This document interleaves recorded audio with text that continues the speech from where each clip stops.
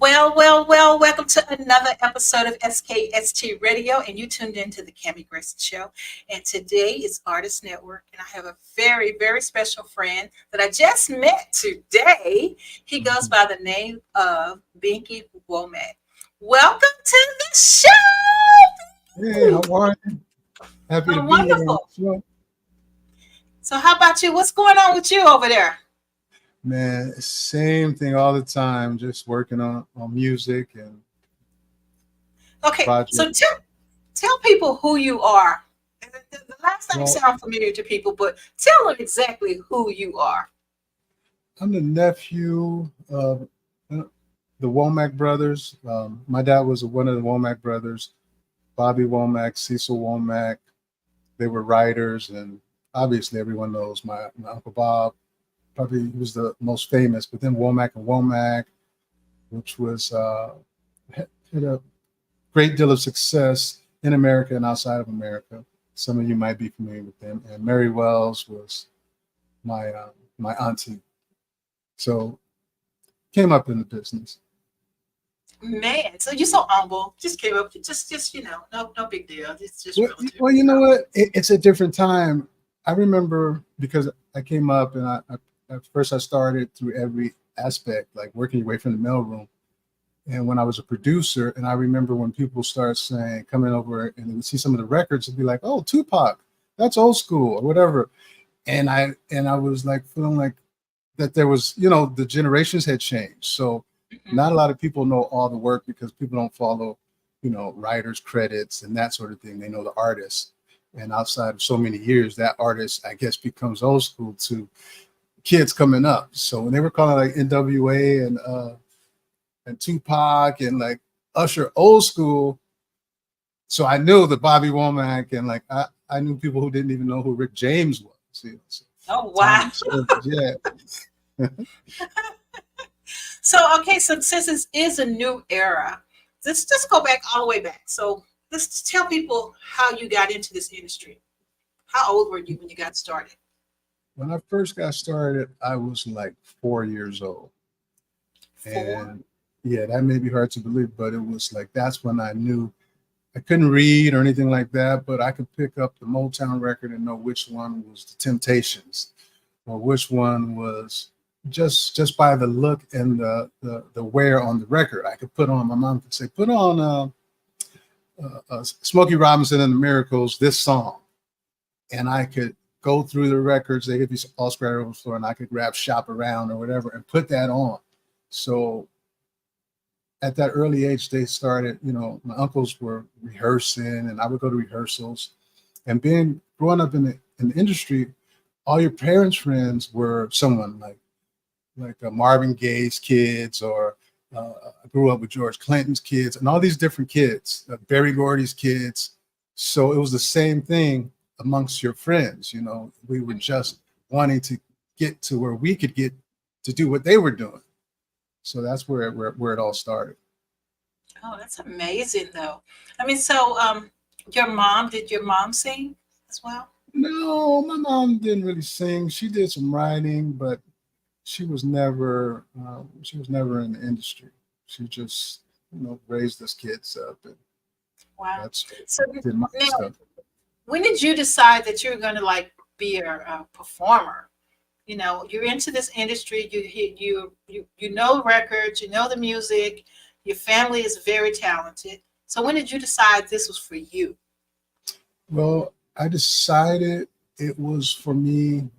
Just when I was young and I was trying to get in, but my my peers, they were making sure you were good enough. They didn't want you to be in there knowing you're not ready. So, I mean, there would be a time that you get a chance to play, like say you're at rehearsal watching or something, and then everyone puts their instruments down, take a break, and you want to play and show them I can play. I can play I now. can do this. I can do Yeah. this. So there was a lot of times it took a long time to get to the point because they would say, okay, they give you a test, sing this note, and no, you're not ready yet, and just keep practicing. It was just that over and over and over again till I think I always wanted to do it, but they didn't really catch on until I was like making noise outside of them, you know what I mean? Circle, yeah. From them, and started getting pulled out, and by other people. So when did you get your first? I want to say, when did they very first notice you? They know to me. My uncle was opening for the Rolling Stones, and this is when I was just about to leave high school, and it was summertime, and I became the guitar player. That was when I knew I was good enough, when they actually let me come and actually start rehearsing and then actually started playing. But that only lasted a little while because they still treated me like just, hey, we need you to play guitar, just come down here and do it. And I was like, well, what's going on? Like, yeah, they didn't give anything like, how much you were getting paid or how long it was going to be. Just, we need you to get on this plane and be at this place by tomorrow. So that didn't last too long. Oh, playing with them like that, yeah. So then it kept going. So how did you get back to where we are now? Well, then I started producing records. Like, rap was coming up. Had a lot of people here in the West Coast that were doing music. And I started, at this point, I was functional enough to produce a full record by myself. Like, and then I almost got signed over at a couple of labels as a staff writer. And then, just playing behind, like I said, I had all these different friends, Kerry Gordy and George Clinton's son. We went to junior high school and high school together, and everyone was doing something.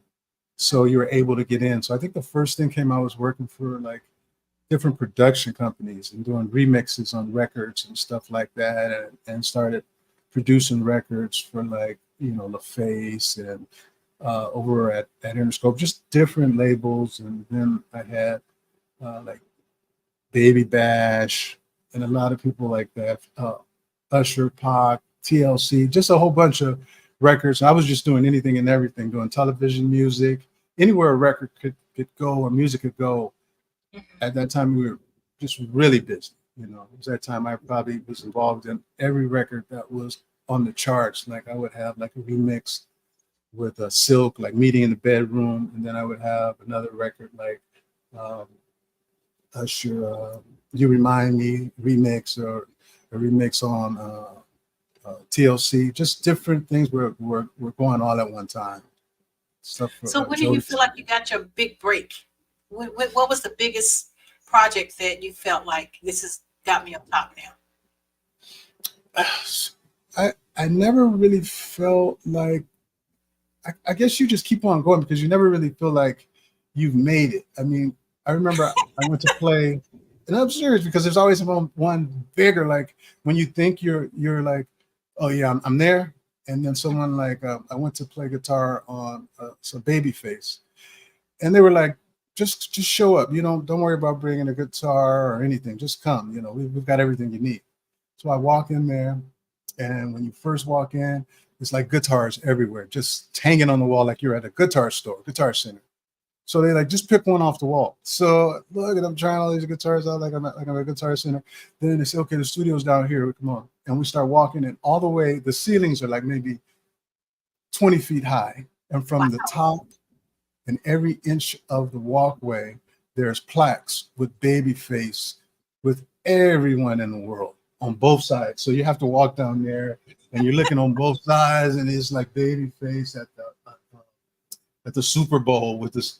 It's overwhelming. Then I don't care if you have a lot of gold records, you don't have this many.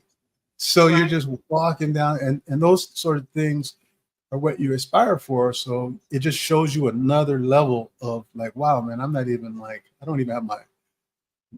of the lobby.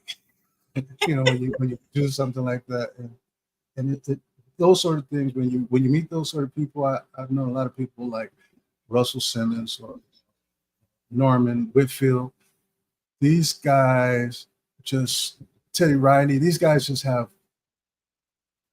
they're at a whole different plateau. It's just like if you're a singer and you're starting out and you get your first hit and you think I made it, and then you meet Michael Jackson in person and go to his house and hang out. It's that sort of humbling that makes you feel like there's always something else, or you always have something else to obtain. So I never really had that feeling like I had until I, probably if I hadn't known all these people that I've known growing up. Yeah. So do you think Babyface was probably like one of the best as far as ranking that you enjoyed working with? Or Well, Babyface, I work with Jimmy Jam and Terry Lewis as well. So, and Norman Whitfield is a whole different, he wrote everything. I mean, from Papa Was a Rolling Stone to Car Wash and all these hits. So it's like all of these guys are great. I can't put one in front of the other. It's like if you have a record company and a publishing company and you have a chance to sit down and talk to Berry Gordy, you're gonna feel like you have so much more to do, or there's so much you can do. And it's all based in era, because things change.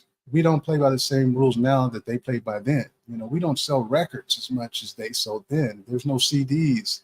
It's a whole different thing. So it's like you have to keep learning and reinventing yourself and trying to fit in where you fit in. I remember the first time, like to the question you asked, the first time I thought I made $50,000 for one song, and this was just to record, right? But now you can't do that. It's just like there's guys selling songs, productions for $10. So it takes away the value of someone who's been in it for a long time when you expect to walk in and get $50,000 out of a budget. You know what I mean? I don't even think that's why a lot of guys aren't active anymore, because no one wants to pay like they used to pay, because no one is making money in the way they used to make it. Right. I've noticed that they're selling a lot of their catalogs now. A lot of performers are selling their catalogs. Yeah, because your catalogs, say for instance, you were getting a check for $40,000 every quarter, 3 or 4 months. With streaming, that same check is like $4,000. Wow. So a lot of people that, you have to do those things. And some of the big catalogs, they know that if they take, 300 million or something like that, it's going to take the record company. They're going to have to do everything in the commercials and ads, and because you can make more money now. We were actually making more money at one time doing like Pizza Hut commercials and things like that than actually doing records. So times are different. That's why, and as you know, I get emails every day of what whole entire catalogs or songs are for sale. And they range anywhere from like, 2,000 to 20,000. I don't think I've seen anything more than that. You can buy someone's catalog. Right. That's, I guess the times have really, really changed. My friend always telling me AI is going to take over. AI is going to be doing our songs. AI is going to be doing our music. And you're not going to even know it's AI because it's going to sound just like us. Yeah, and so how do you feel about that? Well, it's just like everything else. You have to learn to adapt.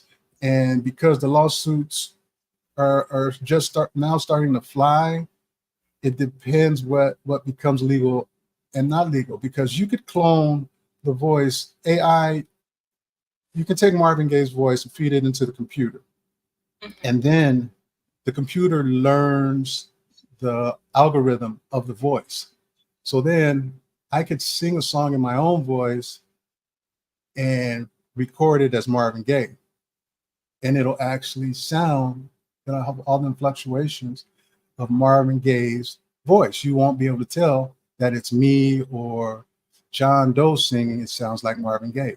So now this is the first time ever. So there's no laws against that. Right. So they have to figure out in court, is that legal to take Marvin Gaye's voice, clone it, and make your own Marvin Gaye's? Because if you look on YouTube now, you can find like people who have passed on, and they have just guys that have done cover songs like Freddie Mercury is a big lead singer for Queen, and you can see him singing everything from a Frank Sinatra tune to a Motown song sounding exactly like him. So it's like either that's going to be real big, or they have to, I don't know who they go after, because if everyone starts doing it, like say I there was, when I released some records that I recorded my Uncle Bob after he had passed away, everyone came after me to sue me, saying that they own the rights to his voice. And that was before AI got this developed. Now it's so developed. If I did a record and clone my own voice to be exactly like his, could they sue me? So those are the things. Right now, there's some things in court where they're trying to sue people, and that's going to be the establishment of what you can and cannot do, because you can clone anyone. You can go on the radio right now and take the top record, clone that voice, and make another record right behind it. It's crazy. It's crazy. Yeah. But you know what? We're going to take a quick break, and then we're going to come back and learn about your music. How's that sound? Sounds good.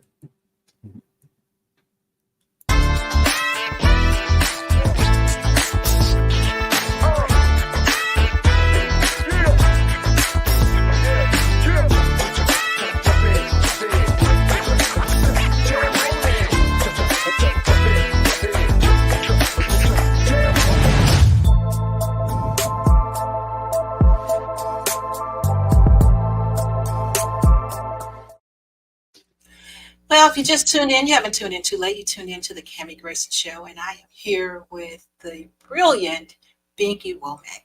Hey. Hey, listen, yay. Like Tom said, yay. Hey. See? Okay, so let's dive into your music. Tell us about some of the songs that you've done.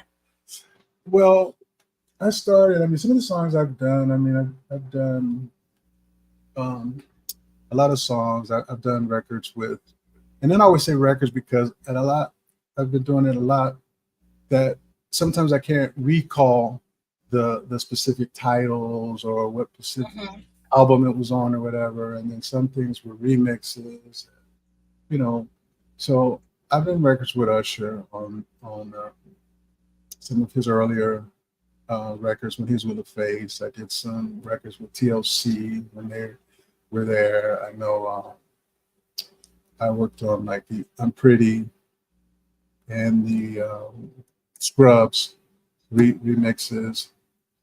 I worked on like records with 112, just everybody who were doing records, because you would get those records to redo them, to make them continue to sell, to do a remix or club version. Yeah, something different. So the label would send you, like Silk. Silk was out. Silk was hot. I did Meeting in My Bedroom. Just a whole bunch of, records during that time era. I've done a Prince record. So just different things. And then I produced records with my uncles. And for a long time, I was just playing guitar for different people. I played with Randy Jackson when he had his group, the Gypsies.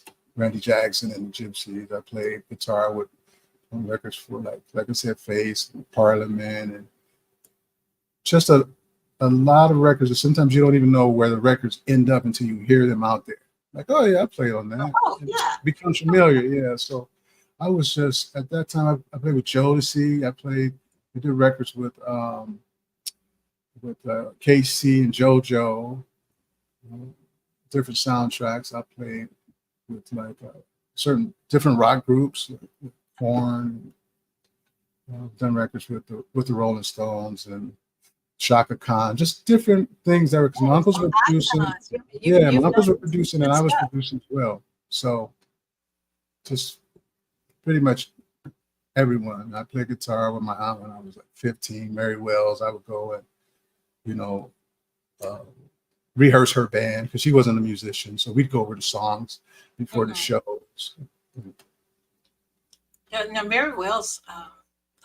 I remember my mom used to love her music, just love her music, and so that's amazing. That you've had the opportunity to have family members that that people adore their work. and then you had the opportunity to be a part of that. So it's amazing for me to be Yeah, able to meet you. it was a different time. I mean, a lot of people were friendlier, and than they are now. You know, I remember being at like a family picnic. It was a picnic. Motown used to have this picnic, and they did like sack races and like, you know, water balloon fights or whatever. And it would be like all of the Commodores and their kids, Stevie Wonder. It would be people like this just hanging out having a barbecue, you know. So those things don't really happen like that now, because when I was at the height of producing certain rappers, they would not be friends. A rapper could come in your house with this other rapper or your studio, and you'd record a song with them. And then the next time you saw that same rapper, he wasn't friends with the other rapper, and he was, and they would be at a thing like, "Oh, are you still messing with that? So that guy?" It was like, Yeah. "Well, you introduced me to that guy. How am I supposed to know you?" You introduced me to that guy. What are you talking about?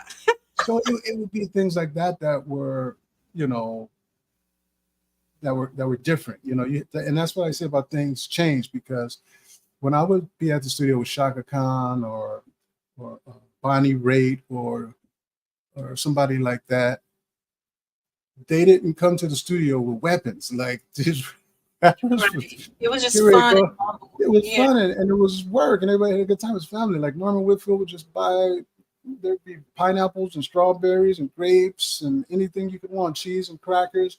And fast forward 10 years later, you know, guys are like, well, let me leave my gun on the table while I go in the booth and shot this first. There'd be like 3 guns right here, you know. It was just a I was different about to a say, do pit you have bull. any kind of rules about that in your studio? No, because things are, you have to adapt to whoever the clientele is, you know. There Yeah. was a time where Snoop and them would have like pit bulls, wild pit bulls running around the studio. You know what I mean? Till they bit his uncle or something. You know, it was things like that. So you just can't Oh, say like, oh, "Hey, don't bring your dog," or "Don't bring," you know. yeah. So you lose the business. Yeah, it was just the way things were. You know, Wow. Now tell me a little bit about the weekend. the Did I say it weekend. right? The Yeah, weekend. yeah. The Oh, weekend. The weekend is my new single now, and you were telling me that this will be the first time that you are hearing my music. There's like, I think I have 7 albums before this one.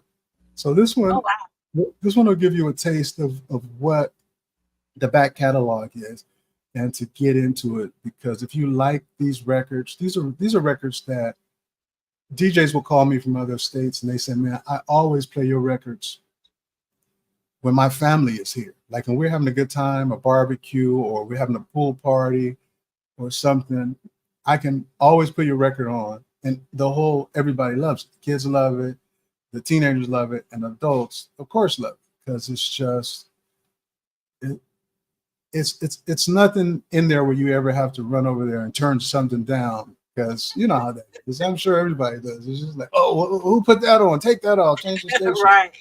You know what I mean? So it's none of that. It's just like it's what I grew up on, and then I'm trying to, like, you know, not modernize it to the point where it's unrecognizable, but there's classic records that never come off the radio. You know, you're always going to hear forever. You know, Marvin Gaye. You're always going to hear Temptations. You're always going to hear certain records. You know, Otis Redding or Sam Cooke or whatever. Those records are always going to be relevant. So I try to make records that I think can always be relevant, not with a timestamp where, you know, it was like, hey, that was in the days of the Cabbage Patch or anything like that. Not, you know, not that sort of sound, but just something that doesn't standardize it, you know, and just make it. So if you listen to anything off some of my other albums, you won't be able to say, okay, this record was made on this certain time, unless you're like maybe like, you know, So it's pretty evergreen. yeah, pretty influential producer. To maybe I try not to use you know, because that's what I know. I try not to use sounds that time stamp Mhm. the instruments or whatever. Because there's Okay. certain instruments you can just recall and say, oh, that's the Lynn And like drama. the zap stuff, the Yeah, yeah. or that's that, certain things like that. Well, I have The Weeknd. Do you mind if we play it? Yeah, let's listen. Let's see what we got here. Okay. All this fuss about.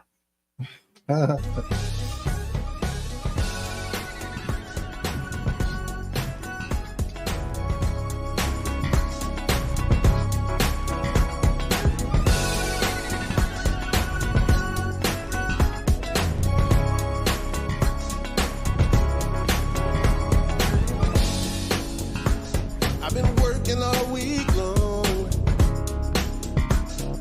Gotta punch that clock just to make a simple dollar. Cause I'm trying to stay on side. Cause every man needs money. You gotta pay those bills. But you gotta have fun sometimes. And girl, you know I will on the weekend. I'm partying with my friends. Weekend. I'm partying with my friends. Girl, the party's just getting started. All my friends are on the floor. There's a lot of pretty women in here, but still I expect more. All the drinks are flowing, and plenty of smoke we're blowing. It's 3:45, and somebody's at the door. It's a weekend. I'm partying with my friends. Been waiting for you. It's the weekend. I'm partying with my friends. It's a party, baby. All weekend. I'm partying with my friends. Baby, it's a weekend. I'm partying with my friends. Turn it up, let's go. Yeah, what's up, y'all, man? Bink, what's going on, man? We up in the house, y'all. Y'all know how we chillin'. Party people in the place, y'all. Hey. Gotta get on up. Everybody on the floor, y'all. Hey, gotta get on up. Everybody on the floor, y'all. Gotta get on up. Everybody on the floor, y'all. Hey, gotta get on up.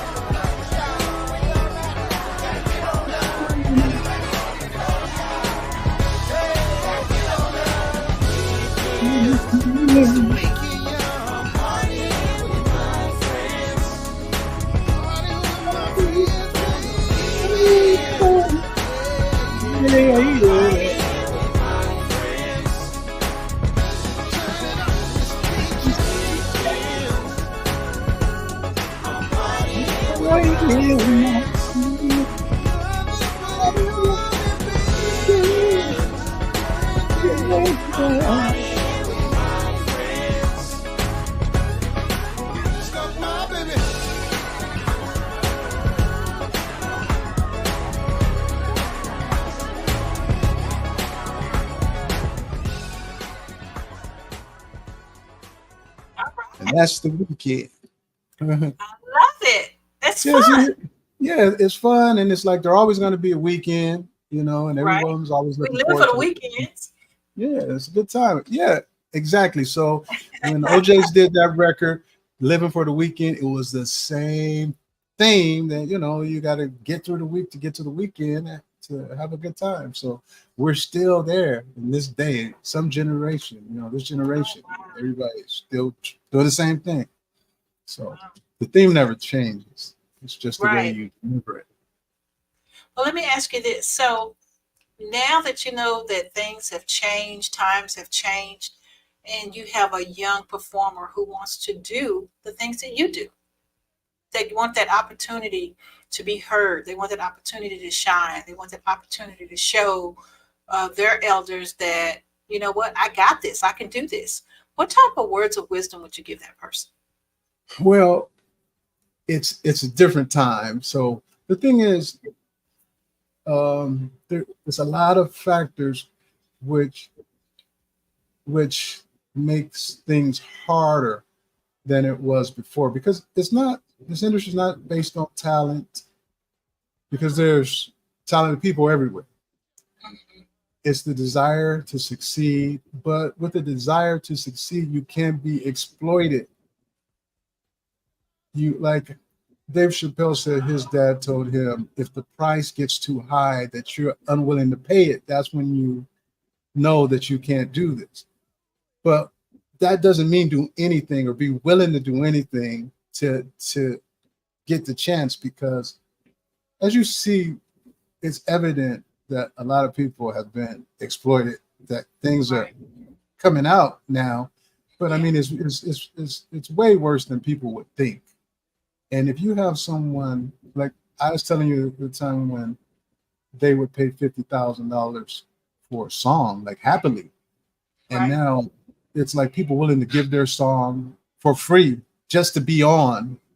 And then when they give so many songs up, and it's like, you're not always guaranteed that success. So say you have 3 successful songs that should make you a millionaire, but you gave those 3 songs away for free because that's the only way they were going to accept you or accept the song. Right. So you have to ask yourself at that point, I'm not famous, but whoever wants to carry my song in, DJ Mustard wants my song. Do you give him your song? Because that's not going to put you on. That's going to put DJ Mustard higher. So it's really hard to say. You have to have some type of intuition to, is this going to work for me? Am I going to be devastated if this is the only chance I have and I give it away for nothing? Right. So there's really no sound advice that you know, or someone wants to, look at all these artists that signed on and did, like, things they didn't want to do. Right, and they ended up having to do it just to thinking that they was going to. And you don't want to. You can be that person that's just there doing these things you don't want to do, waiting for your opportunity that you never get. So it's really hard. You have to be prepared not to make any money, and you have to be prepared to do it yourself or to make enough money your own. It takes certain things, like, in combination to succeed. Yeah. Luck, being in the right place. Even if good people. Yeah, good and say you get willing to help. Yeah, that's a major factor. Yeah, you have to have someone.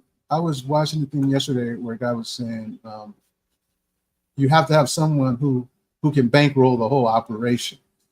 And that's pretty true, because I mean, just like you say, maybe one of these speakers costs $1,000, and if I have 5 of them, it's like, and those are just the speakers. That's not the computer. That's not the boards or all the stuff that you need to go with it. Somebody has to be able to do something, get you in the studio. Pictures, it could cost you $500, $600, $700, and you need good ones. And if you take some bad ones, people will tell you right away, these are bad pictures. So come back again. You get some other ones. Try it again. Yeah, it's a lot of hard work. And at this point, there was a time when you could just tell someone, look, stay at it, work hard, and do these things. But now that's not even enough. There's a lot of people that stay at it, work hard, are dedicated, and are never heard of. So it takes a combination of a lot of things. Only thing you can tell someone trying to get started right now is it's never going to change if you're extremely talented. You're going to need that. So you're going to want to work harder.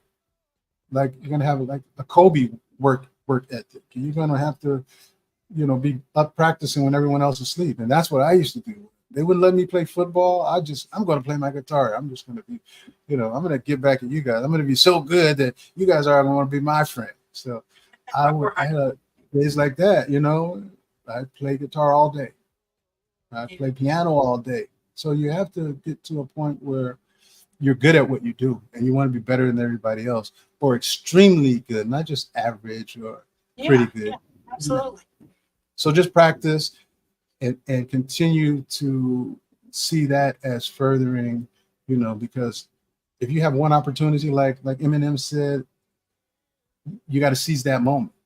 Some you may have one point where you walk across, a guy and he says, "Okay, let me see what you got, son." And this guy could be the owner of conglomerate of labels, and if you are ready when that time comes and you make this guy say wow, then you've accomplished that moment. That's the moment that will kick you off. Right.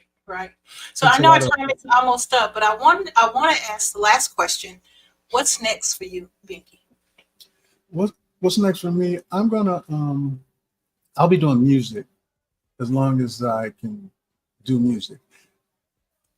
I mean, I've diversified from working for artists, working for labels, or being a guitar player too. I own my own publishing company. I own my own label. I own all my own equipment. I own my own video. I mean, we've been doing independent movies. I can do anything at this point. So we're just going to continue to do everything and see what happens. But sometimes the challenges are when you're doing all the right things and you're trying to help people. Believe it or not, people don't want you helping people. Yeah. So Yeah, I'm told that all the time. You're too nice. Yeah. You're always helping people, but you know what? Yeah. If it's in you, it's in you. yeah, you got to remember when you start helping a lot of people. I mean, you would think there's nothing wrong in that, but if you look at all the people that help people, they let's say they meet their demise in some weird, foreseen way, and that goes with anything in politics and music. Then you start signing all the start signing all the unsigned talented artists, Mhm. and people want to crush you if you start coming up. If you look at through history, it's always been, why did Motown stop being Motown? Right. All of a sudden, somebody bought them and suppressed something. Why LaFace walk away from LaFace? Why Yeah. does Def Jam no longer exist? Why does all these black companies no longer exist? Yeah. I mean, you got a point there, though. And a lot of times people they can't be content with being a part of something. They want to be above the something. Yeah, they want to And bust that's out. what makes it hard for us. That's what makes it hard for us. Well, yeah, you could experience that on every level. I mean, I've helped a lot of artists. I mean, from before they were when they were no one. Some of my first sessions in LA when we were growing up with, it's like with all those guys like Cube and Dre, and just these guys are just local guys trying to come up. And as you can see how some people pull some of the guys this way and pull some of the guys this way, and nobody ever stays unified through the whole thing. Right. But like I said, I worked with all those. I worked with Death Row. I worked with Grand Jury, and those were the guys that were starting it out and keeping things, making deals happen. Right. But yeah, you always want to get from under there, do your own, try to make your own label or whatever. But I think it's best to have your own label, though, isn't it? it's best because a lot of times, if you're under the leadership of the wrong leadership, that's like going nowhere. If the guys are making bad moves. I remember when I used to play, I was telling you I played guitar for Randy Jackson. And we were still in high school. And it was, we would go for rehearsal and they would just say, well, Randy went out last night, didn't come back. So I guess rehearsal's canceled. I haven't heard from him, but we will let you know. And it was like, wow. At that point, I knew we're trying to get to a certain point, but Randy's already there and he can either just do what anything you want. Just cancel a tour or whatever. And if you plan with someone and you're counting on this tour and they cancel it because they just don't feel like going or the money didn't get high enough for them, then your whole summer, your whole income for that thing is no longer there on the table. So Wow. that's why it's if you get into this, you have to. It's real easy to get where you're needy. So I was pretty. I mean, I went to college and I was going to med school and those sort of things, but I never could get through med school because every time I would start, something in my career would kick off. Like some other door would open and I would, okay, we're going to put This on the back burner. yeah, so we can do this record and this half a tour or whatever it is. And then, okay, that's over. I'm getting ready to go back to med school. And then something else would just jump off. So that led me to believe this is what I'm supposed to be doing. Yeah, yeah. Sounds like it. Wow. So tell people, how can they get in contact with you? You can get in contact with me through Binky Womack, anything. You can Google it. And if my name is attached to it, Vendalari Music is my label through Sony Records. And if Vendalari Music and Womack Music, those are my publishings. If you're a writer, publishing company. And so we have anything, just Binky Womack, anything should come up where you can reach me. I'm not hard to find. You're not hard to find. You're Googleable. Yeah, I'm Googleable. You can find me for the first 60 or 70 pages of just straight meat. I love it. Absolutely love it. Yeah. Well, thank you so much for being on the show. I would like to invite you back. Yeah, anytime. You got something going on, jumping off, or just want to get on to talk? I'm here. One more thing. Go ahead. I also have there's a group, the Skunk Mob. You guys should check that out. Who is it? It's called the Skunk Mob. The Skunk Mob. Okay. Tell us a little bit about this group. This is like, you're familiar with Parliament, Funkadelic, George Clinton. And I told you George's son and I, we've been friends since junior high school. We used to have guitar battles in 6th, 7th grade. So we're together in this group, and it's like if you like funk, we were voted the best funk record in the last 10 years. So we're very high up in that genre. But the thing is with that, like we were talking about, things get eliminated. They eliminated funk as a genre, like it doesn't exist anymore. So it's not pop. Yeah, it's not pop, it's not R&B. It's like an underground type of thing that certain stations will not play it because it doesn't fall in R&B or whatever it is.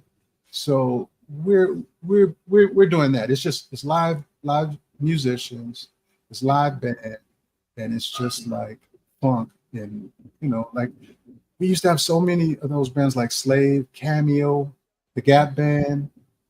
That was us. They eliminated all of that. There's none of that now, except in the underground. It's like the Underground Railroad. Like we're the Harriet Tubman of that movement. So. But that means you can do it then. Yeah, and it's out there, and I'm sure people will like it. It's like, but that happens. Rock has never been eliminated. Heavy metal has never been canceled. Latino music. I used to own a studio, and it was all Latino. We made Latino records. The music is still the same. It hasn't changed. It hasn't been eliminated. It's even gotten bigger, because there was no Latino Grammys. They made their own Latino Grammys. Those sort of things. There's sort of things. And there's things like, that's not equal to what we have as like BET and those sort of things. I mean, like we said, they came and then they were gone, or they were repurposed.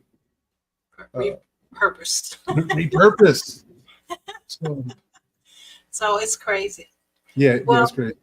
Again, thank you so much for being on the show. And You're guys, welcome. this show was brought to you today by our sponsor, one Never Stop Entertainment with Mr. Joe. Got to give him his little shout out. Joe the Enforcer. I love you, Joe. bro. Never stop, never stop. Mhm. And so, well, anyway, stay in contact, and hey, we're gonna make it happen, and we'll get the song out. You'll be able to get this video out, and yeah, see if some stuff go up for you. Oh yeah. Thank you. And you know, like I said, check those other records and videos. And there's a lot of material out that's out there. Okay. Well, yeah. So you'll see some new memberships with me jumping on Okay. board. I love the song, and so I think I've already befriended you on one of the social medias, and so we'll keep it going. We won't stop. We'll Okay. keep going. Never stop Yeah. entertaining. Got our back. So. If you friended me on Facebook, I don't know, there's like 5 or 6 profiles. At one time they were limited in how many friends or how many followers I could have, and once it got to 5,000, they would just start another Binky Womack page. So there's like 6 of them. They would want me. Well, what I'll do, I'll find you on Instagram. Do Okay. you have an original page on Instagram? Mm-hmm. Okay, I'll follow you on Instagram, and you can find me from there, or you can Google me. Okay. SKST Radio, Cammy Grayson. Oh, yeah, we're I'm definitely- Googleable too. Okay. I'm gonna Google you and I'll tap in with you on the other profiles. Sounds good. All right. Okay, guys, until next week, right here, SKST Radio, and we're going to end it with Never Stop Entertainment. Okay, thank you. Binky, tell everyone goodbye. Thank you. Bye everyone. Check me out. Appreciate you. No, right? Get worldwide airplay, boost online streaming and sales. Get noticed by major labels like BMG, Sony Music, and Empire. Your videos aired on TV in millions of homes. See what Never Stop Entertainment can do for you. Visit us now at neverstopent.com.